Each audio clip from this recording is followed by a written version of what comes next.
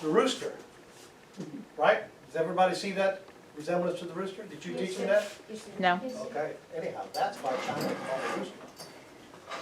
But China is a fairly large country, almost the same size as the United States. It's just a little bit larger. But the difference is the population. Does anybody get an idea how many people in China? 1.3 billion. It's 1.45 billion. Well, 1,045,000,000, but that's 1.45. That's a lot of people. A billion and a half people. The United States is what? About 330 million. So a lot of difference, even though the countries are similar in size. So when we flew down there, it's a 17-hour flight, and it's a 13-hour time difference.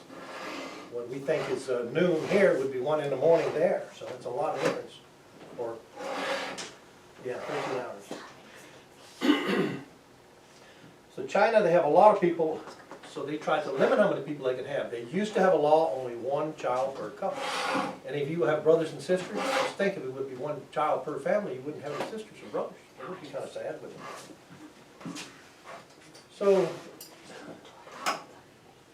we started in, when we landed in Beijing, and we went to Shanghai. Shanghai is one of the largest cities in the world. There's 25 million people living in Shanghai alone. Shanghai is alongside the Yangtze River, where the Yangtze River comes into the South China Sea. So we started our trip, we had a nice hotel. We went to an area where they were using looms to make rugs, and they were making them out of real silk. You've heard of silk. Silk is actually made by a cocoon, and they unravel that cocoon, and they feed them mulberry leaves. Mulberry leaves are what those insects need. So one strand, one cocoon, if you unrolled it, it would be almost 1 kilometer long, which is about 6/10 of a mile for one cocoon, but it's very, very fine. Its silk is a very fine item to work with. So they made these mats, and that's how they worked. They're very expensive, they're very beautiful, they feel very nice. So as we traveled through China, we had a lot of different meals. When they have a meal there, at least at the tables we sat at, if you know what a lazy Susan is, it's a round dish. So the waiter would come and he'd put a meat dish here, he'd turn it, and then he'd put some beans over here, and he'd turn it, and then he'd put some sauces over here, and then he'd turn it with some chicken, turn it, and maybe some pork. And everybody worked off of that. They'd get what they need, turn it to the neighbor, they would grab what they want.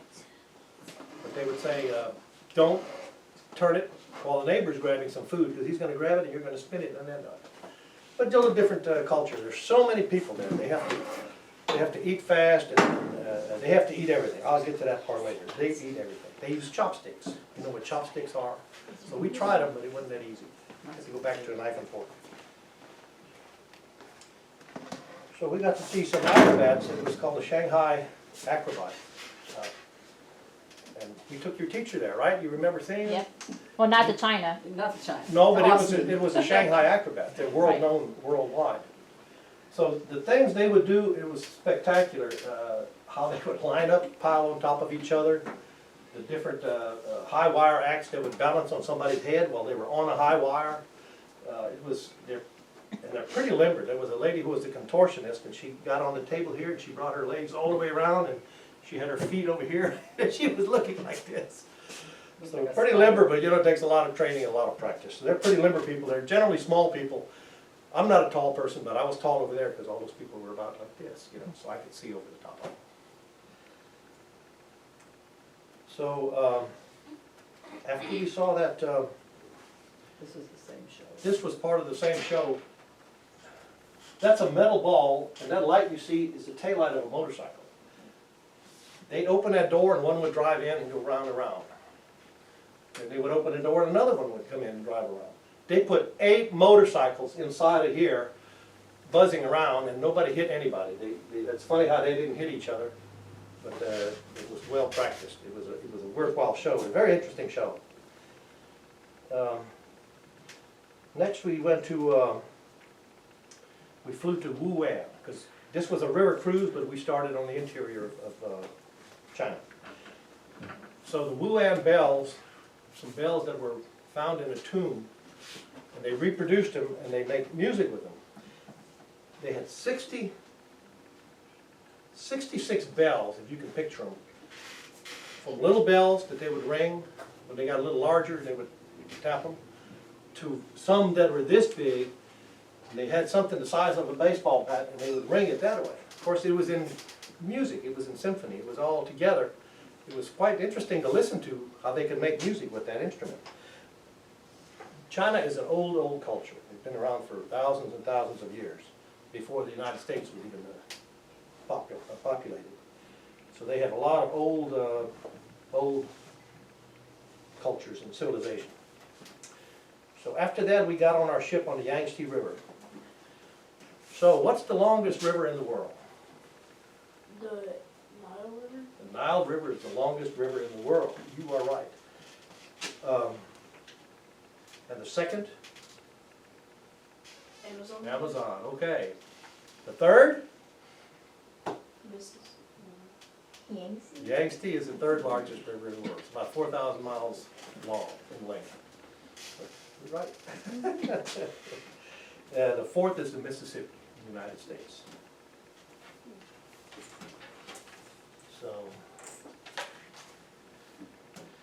So our trip was considered, we went to see the three gorges. There's three gorges in China that are just beautiful. The Qiling, the Wu, and the Kwaptang. So it's limestone bluffs. There's a Three Gorges Dam which backs all that up and makes it navigable. Because the Yangtze, large river, a lot of water, a lot of flooding, a lot of people lost their lives, houses and stuff. So they dammed it up. The Three Gorges Dam is one of the largest hydroelectric plants in the world. They generate electricity with it as long as it backed it up. So we had to go through a series of locks, if everybody knows what a lock is, to get the ship higher. We went through a series of 5 locks to climb above the Yangtze. So you get into this concrete embankment. These big massive doors are closed, and they fill it with water, and you go up, close the door behind you, open it, and you go forward. So it took us 5 passages to get to the top. Those doors are the size of 4 basketball courts. That's how massive they are. They're just, did I have the other one? Here, this one here. So it gives you an idea. You can see these ships are packed in here. Pretty massive undertaking. While we were in the Yangtze River, we went to a little tributary, and they're called the hanging coffins. What they are is their ancestors, when they would bury their chieftains or their important people, they would bury them for about 3 years, dig them up, wash the bones, put them in a coffin as high as they could get it in these extreme limestone cliffs. Closer to heaven, they don't really know what they were trying to accomplish. But it's it right here, that's it. Like that. So the detail is, Hard to tell. so here's that coffin. And I don't know, there's actually hundreds of them. They said there were about 60 of them still alive. And I don't know, we saw maybe 4 or 5 or Yeah. 6. It's hard, the detail is not clear on there, but this wasn't just at ground level. It was impossible. I don't know how those people got up there, much less how they carry a coffin up there. But that was their culture. That's what they did. So as we traveled along the river, there were a lot of reeds growing all alongside. Well, they use that reed to make paper. So there's paper mills, and they harvest that reed. You know, why not use it all? There's a lot of farming there, but it's all small scale, 1 acre, 2 acres, not very big. People, you do not own land in China. You people think about what you have here in the United States. It's illegal to own land in China. All the land belongs to the government. You want to build a house, take out a 70-year lease, build your house. It's the government's land. Everything that is there belongs to the government. We were traveling on a elevated freeway. Y'all have probably seen them in the big cities, Houston. There's one level and another level up high. So we're traveling, and we're driving up, and there's an apartment building on the side. I don't know, maybe 8-story building. Every corner of that building was broken off so that freeway could travel right there. And there were people living in there, because there was laundry hanging over the edge of the balcony. But that land belonged to the government, so they were gonna build that freeway. Just broke that corner of that building off and kept going. You would never see that in the United States, but that's a communist country. So they do kind of what they want. You people be glad you have what you have here. So the Three Gorges was just, it was spectacular. It was beautiful.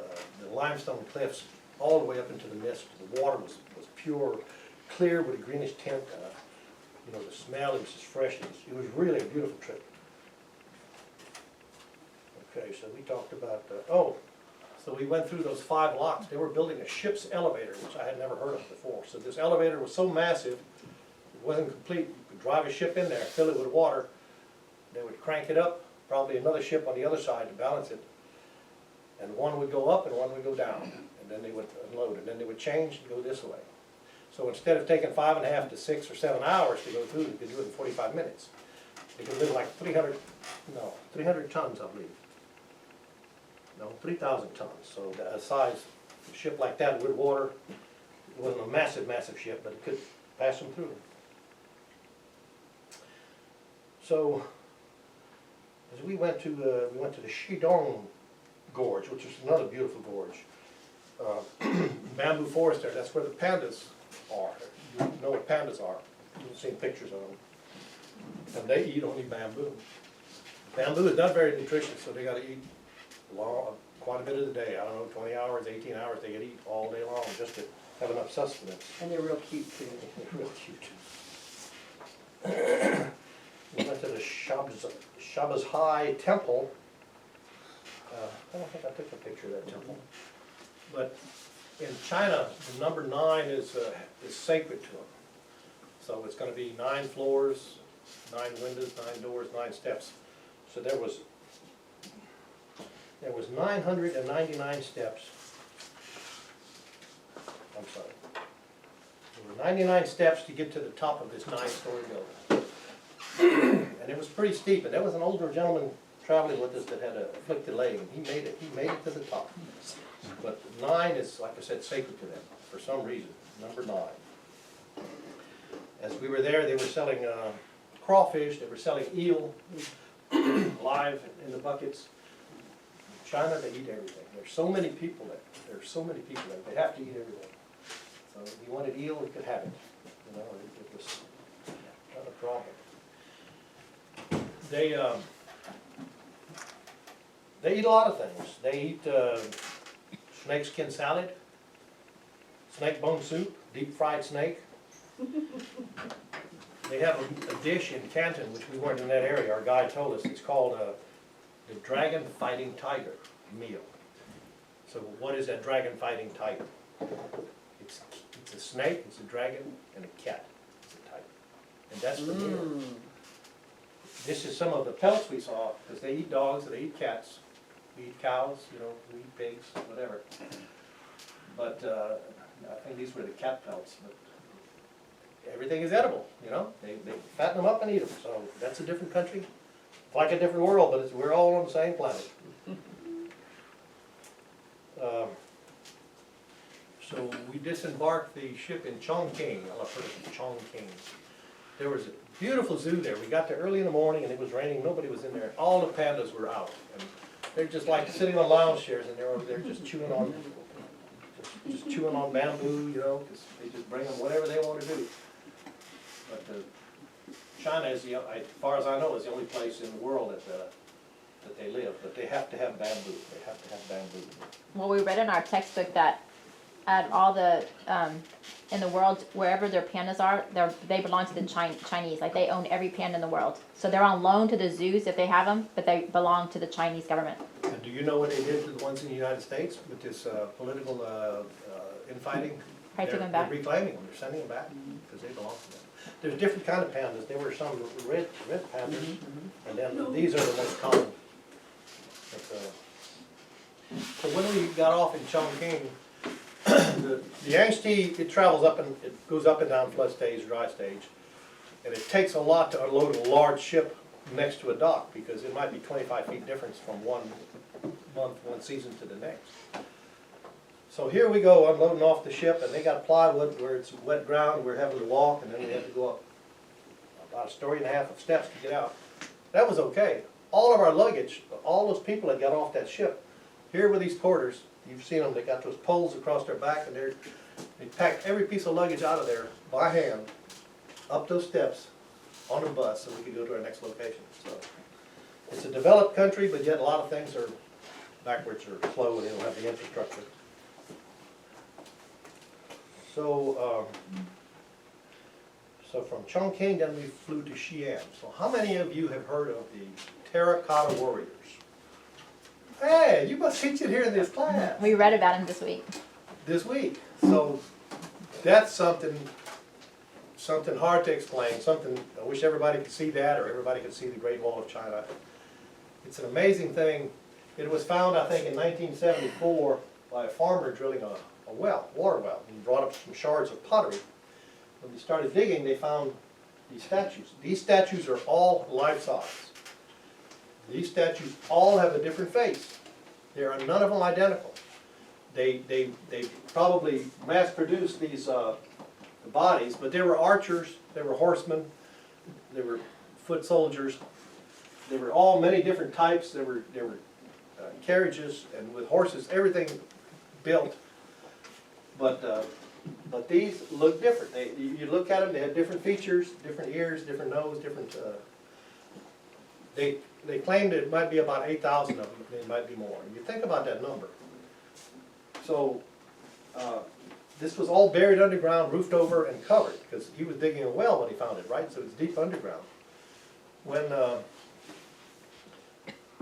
don't know what dynasty built that, but when they built it, it was built pretty much with slave labor, prisoners. He wanted it to be a secret. There was a lot of things buried with him that he didn't want anybody else to know about. So these poor people that slaved and dug all of these trenches, and it was a massive building, probably the size of this school and the gymnasium put together, all underground, vacated, all these statues there.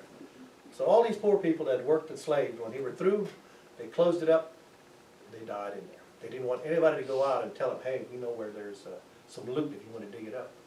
So that's the Chinese infrastructure. That's the way they treated people. But it is considered a World Heritage Site, the 8th wonder of the world. It is so amazing to see that somebody spent that many years and time building this as a tomb to the afterlife. He wanted all these soldiers with him. So that's why they were lined up for his afterlife. It was the farmer that owned that land, that found it. He was there signing autographed books when we were there. He was the man that found it, so he was relatively famous, just a small farmer. The story was that I think President Clinton went there to see this. President Clinton doesn't talk Chinese. The Chinese don't talk English. So they were trying to teach that Chinese man a few words in English. How are you? How are you? It's easy for us to say. It wasn't easy for him to say. How are you? So here comes President Clinton. The farmer goes up there, shakes his hand. He said, who are you? So President Clinton, he brushed it off, and Mrs. Clinton was with him. He said, I'm her husband. He didn't say, I'm the President of the United States. Who are you? He said. So then we saw the Tang Dynasty show, which was real elaborate.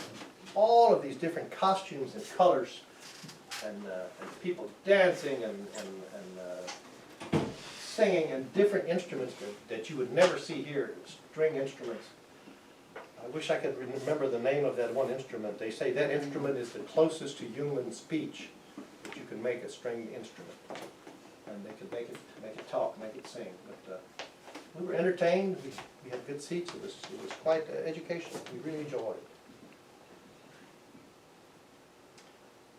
Okay, from there we went to Beijing. So Beijing is where the Great Wall of China is. Anybody seen the Great Wall of China, or know what it is, rather?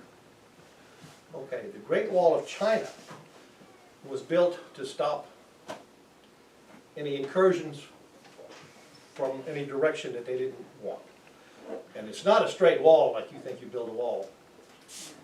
It follows the high points. And it's steep, or you could walk. It was quite difficult to walk. these towers, these watchtowers are built 2 archer shots apart. So what one archer could hit from here, then from the next tower, another archer could hit from there, so they figured it was covered. And this wall, I don't know if the detail is good enough, so one side has all these archer slits.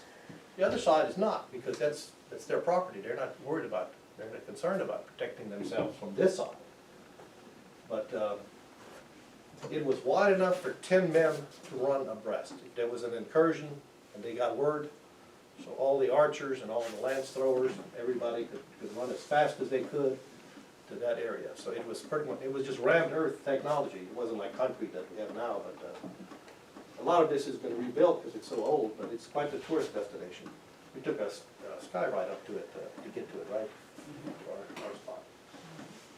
But that too, that's something that, unless you see it, seeing a picture is one thing, but seeing it in real life, is kind of unbelievable.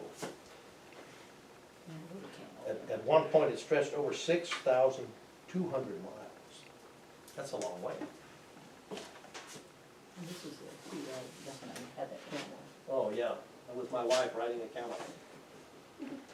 Let's see, that's a 2-hump camel. There's a 1 hump and a 2 hump. Let's see, a back twin camel, and what is the other one? I don't remember the name. Anyway, she's on the 2 hump, obviously.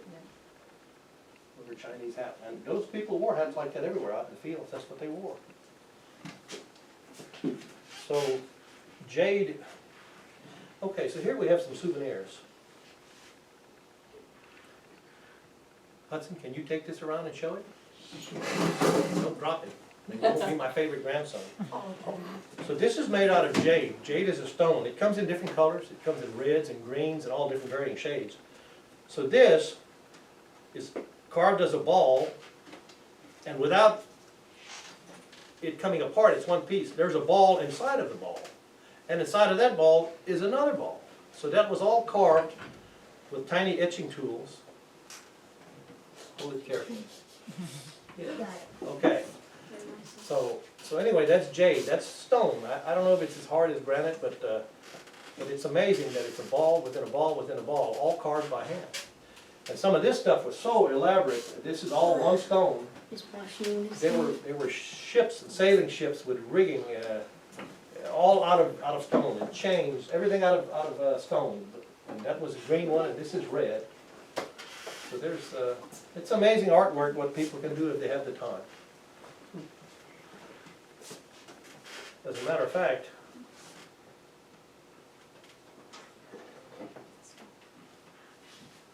so I'll trust you with this one next, okay? So this that Hudson is going to take around is a jar. It's painted from the inside. You know what, a ship in a bottle, you've seen people build a ship inside of a bottle with tweezers. And this was on our ship, and I saw this guy actually paint it. So he had a little curved brush, and he'd go in there and he'd paint a little white and come out, paint a little black. So that's painted, don't drop it. That's painted inside of a bottle with a brush, by hand. I don't know, I didn't have a picture of that guy painting it. No. So, there's a lot of talent there, but people have time. You know, nowadays everybody's in a rush. But what these people could do, unbelievable, unbelievable. So after we saw the Great Wall of China, we went to Tiananmen Square. I don't know how many of you heard the name Tiananmen Square. So it's in Beijing. You raising your hand? You don't remember the Tiananmen Square massacre? Well, that was long before you were born. I think, was it our picture in our book about that or no? About there was. yes, tanks? Yes. The tanks? There's a guy who it was about a guy who walked in front of the tank. Oh, yeah, that one. That's the it. one. Didn't he get ran over? Well, Or The- no? what it was unusual, we asked our guide about it. China was a closed society for many years, and it's still very private and run by the government. So we asked our guide about that Tiananmen Square massacre, which is what he was talking about. People were in uprising and they stepped in front of a tank. We asked our guide, well, what about that? You know, how many people were killed? Oh, we don't know. They knew. No, we don't. He couldn't say nothing, because if somebody heard him telling foreigners about how many people died there, he would be in trouble. He said, we heard there were some people hurt. Well, it's not that way. There were a lot of people killed. This man stepping in front of the tank, what about that? No, he was lost and he stepped accidentally in front of it. That's what he said. But it's a closed society, the government got their thumb on everything, the government got their thumb on everything. Here's fireworks, so everybody has seen fireworks. You see that lady? Look at the size of these bottle rockets or whatever they are. In the middle of the day, we would hear fireworks going off. Fireworks was invented in China. It's very popular, you know, here it's structured, you can have it during Christmas, have it during New Year's, have it during 4th of July. It's fireworks all year long there. If you can buy them, you can shoot them off. But like I said, look at the size of the lady, look at the size of that fireworks. That was a fireworks stand we just took a picture of. Dad, he has a question. Corbin has a question. Oh, I'm sorry. Do you know how many grams of gunpowder in those? I wouldn't have a clue, I'm sorry. I don't have a clue. A lot, let's just say a lot. Enough to shoot them off. So when we were in Beijing, we went to the Forbidden City, okay, Tiananmen Square. Tiananmen Square is the largest public square in the world, and I don't have the figures, I don't remember. But there's a, Mao was the emperor of China. I say emperor, what was the right name? Well, so his picture is on every bill. You show some other ones. That's a 1 yuan bill, there's a 5. Same guy. There's a 10, same guy. He really liked himself a Same lot. 20, same guy. So he's buried in Tiananmen Square in a glass sarcophagus. So we got to Tiananmen Square, and there was long lines of people in line to see Mao. And he died maybe 48, 50 years ago. I'm not sure what year. So every morning they bring him up, you know, and he's on display, and those people go around every evening, they take him down, they touch him up, and say, man, ain't too much left of him, he's falling apart. But and he was a brutal dictator, if you call him a dictator. So many people died under his rule, but people look up to him, so he's famous. So all the money is, got his picture on it. So the Forbidden City, which is part of Tiananmen Square, it was built around 1420, okay? When was the United States? When did Columbus sail? 1492.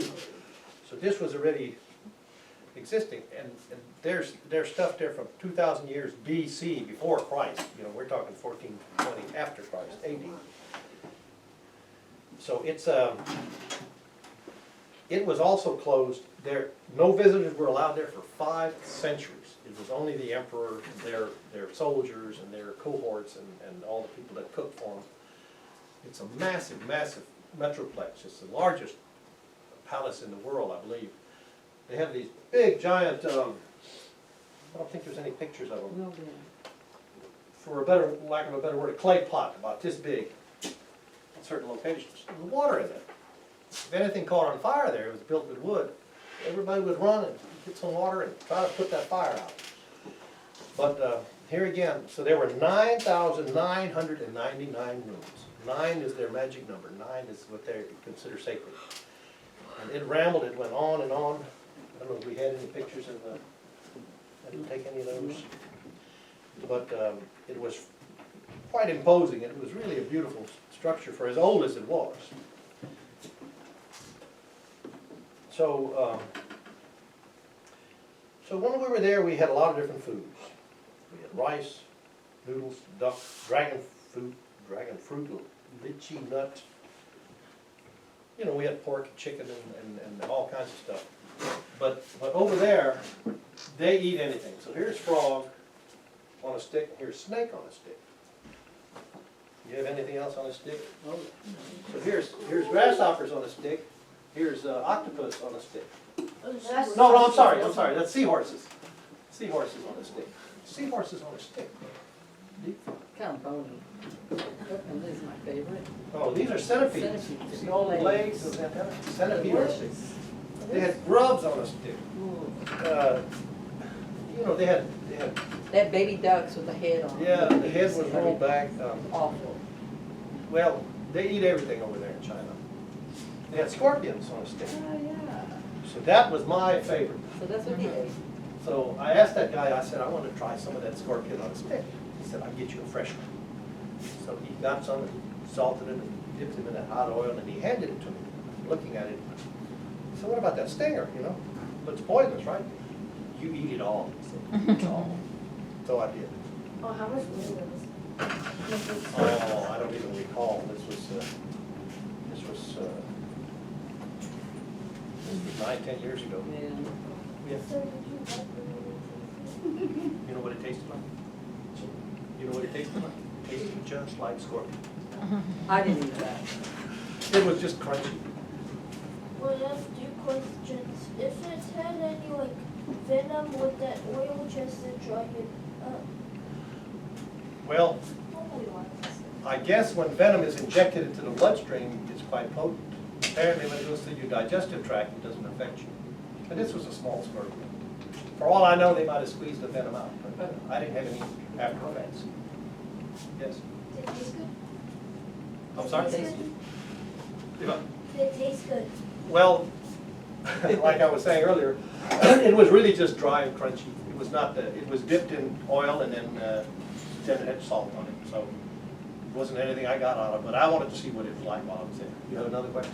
So like, when you were eating the stinger, did it like poke you from the inside?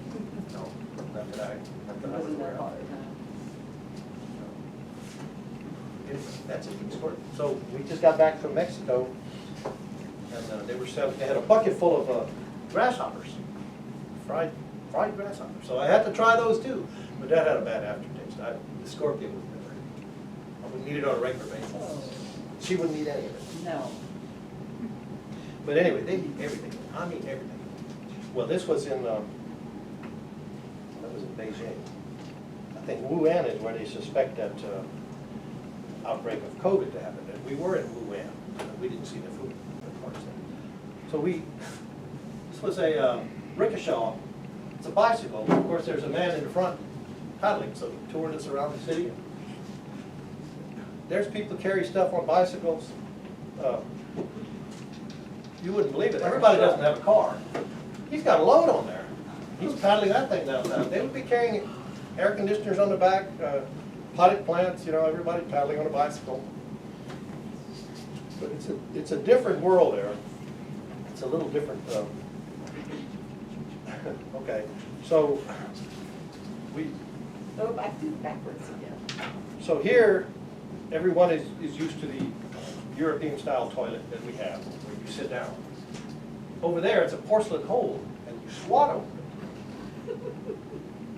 Anyway, it's a different culture. When we've traveled to different state parks, Yellowstone and everything, there were signs all over the wall explaining to these Chinese tourists, don't stand on top of the toilet, you have to sit on it, because they're used to squatting over it. I mean, it's a natural function, but that was most of the places we were at. As a matter of fact, so our guide told us a story that he and his family grew up in a small apartment.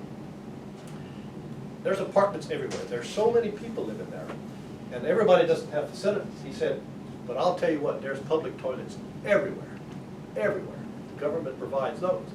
He said, in the morning, you go to work, you go to school, you go down to your corner public toilet, do your business, meet with your neighbors, get dressed, go to school, go to work. He said his parents then got a little better station in life, and they got a little larger apartment with a sit-down toilet. She said, I'm not using that thing. She said, that's unsanitary. Sit there where somebody else was sitting. She'd rather squat. She was happy. You couldn't use it. So in China, they don't write like we do, left to right. Oh, go ahead. Yeah. So they write up and down. And so it was our anniversary, I think we went there. So I had him write something. I can't read Chinese, but it says happy anniversary, I guess, George and Diana. We're hoping that's what it says. They hope that's what it No. says. They might say, get away from here. But Don't come back. so when you translate from one language to the next, there's always a gap or a lag. So we saw a lot of signs written in Chinese and they're written in English. So read that.